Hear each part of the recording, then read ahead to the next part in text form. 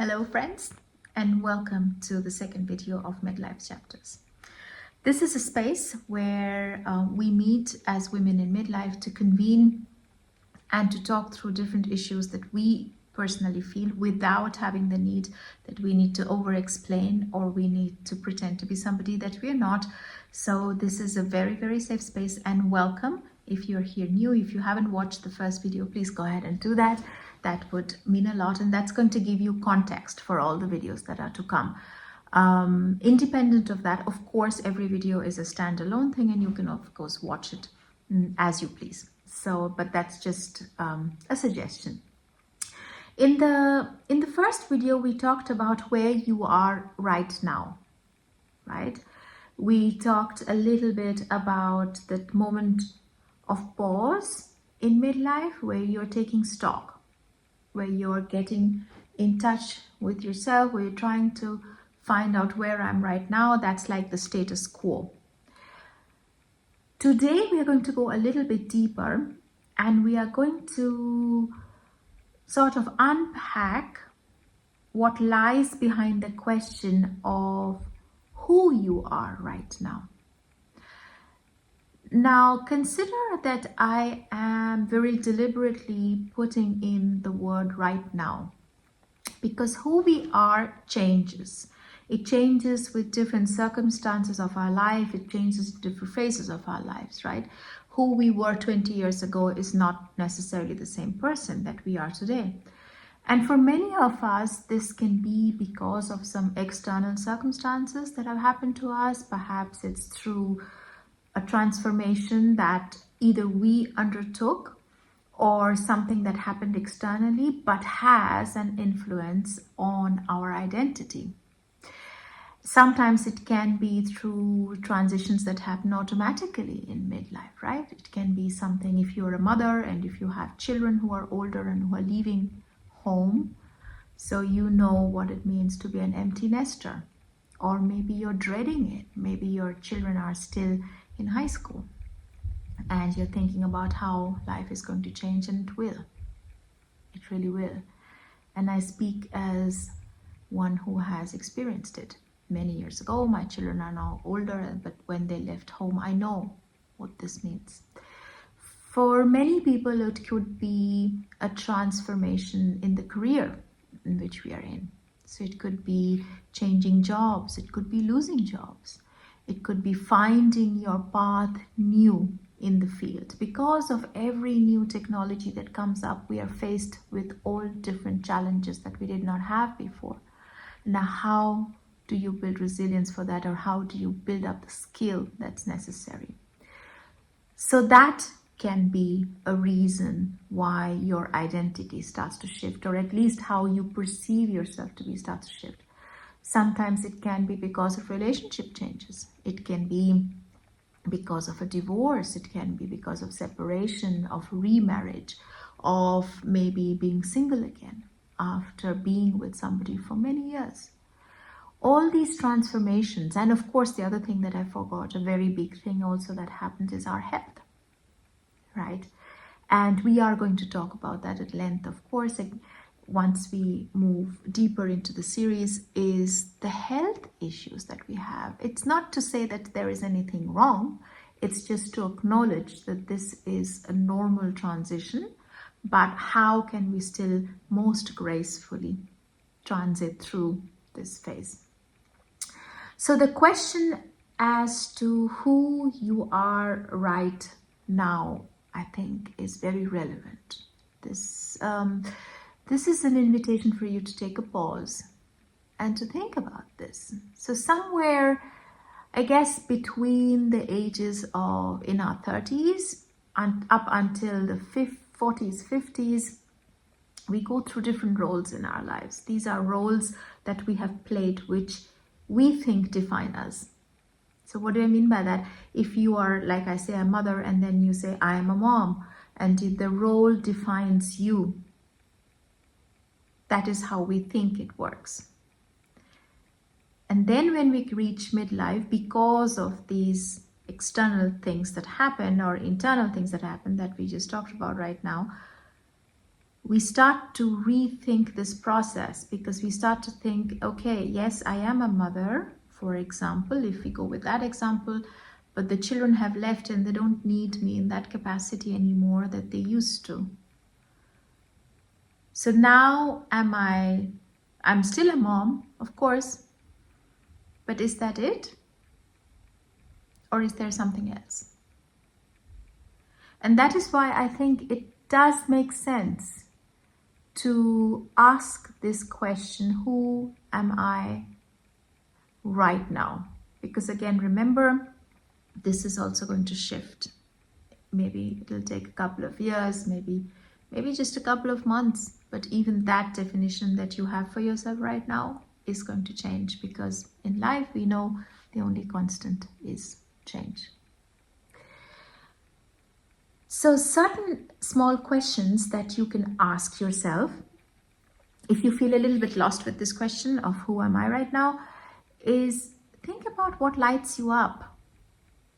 What lights you up? What are things that give you that sense of joy, that give you the sense of peace, that give you that happiness? It can be something small, it can be something big. That can be one question that you can ask yourself. The other thing to ask yourself is, what drains you now that didn't drain you before? Because remember, that is also a change. Something that maybe 20 years ago, or even 10 years ago, or even 5 years ago, you could do with ease, you did not think about it, but now it really bothers you. And now it really drains your energy. So what is it? The third point, and I think that this is probably something that a lot of us deal with or reach when we reach midlife, is that we just think that we have to stop pretending about things. So this is the no BS phase, right? Because we just think, I'm done with it. I'm not going to take any nonsense anymore. I'm not going to tolerate everything that I did up till this point of time. These are markers along the way, without putting any judgment on it, without saying something is bad or something is good. Remember, this is not a space where we are judging anything. We are just observing. That's all that we're doing, because through the observation, we know how to take the next step forward. And it's not to say something has to be nurtured, something needs to be discarded, nothing of that sort. It is really just observation. So the question, who am I right now?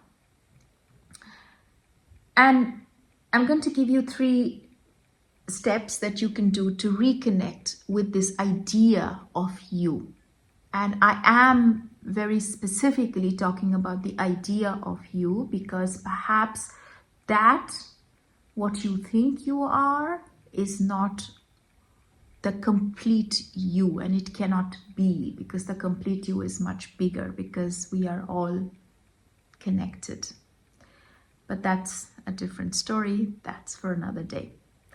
For now, consider these, in addition to the questions that I said that you can ask, think about 3 things that you can do in order to reconnect with yourself this week.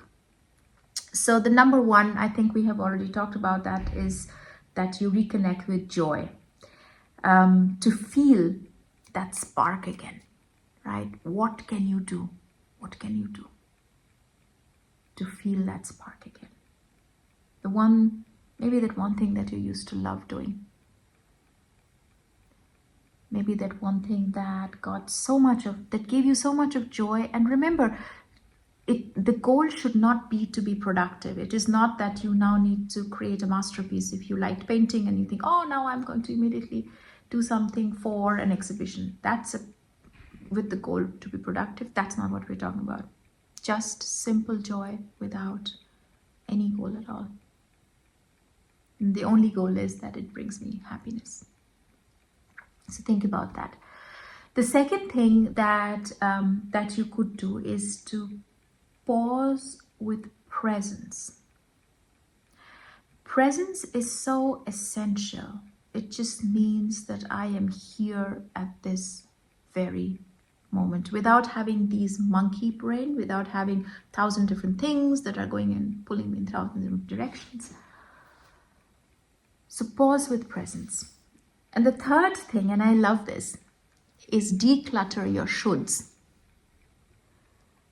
Every time you tell yourself, oh, I should, stop and pause and reflect. Who says I should? And is this something I have to? Of course, there are many things that you have to perform in order to live our day-to-day life. But declutter that. Maybe you have too many shoulds than you should. That was unsure. But maybe there's just a way to declutter it, to reduce it. Maybe everything that you should have to. Think about that. So midlife, the place we are, is not about reinvention. It is about reconnecting. And I love it. The more I dive deep into this topic, the more I am with myself, the more I can see the beauty in this time. And I think it's very precious that we appreciate it, that we get to do this with so much of ease, and that we get to experience the richness of this time, the richness of getting back in touch with ourselves without the hustle. And of course, we're going to have those as well. But how can we still journey in the most graceful way possible? So that's all for today, folks. I hope you really enjoyed, and I would love to hear in comment what steps you're going to take in order to reconnect with yourself this week. So please go ahead and drop some comments if you want to. Otherwise, feel free to subscribe, join my channel, send it to somebody you love, send it to somebody you don't love. Let's make this a very happy and a safe and a beautiful space on the internet. And I hope to see you next time. Remember, your next chapter starts now. Bye-bye.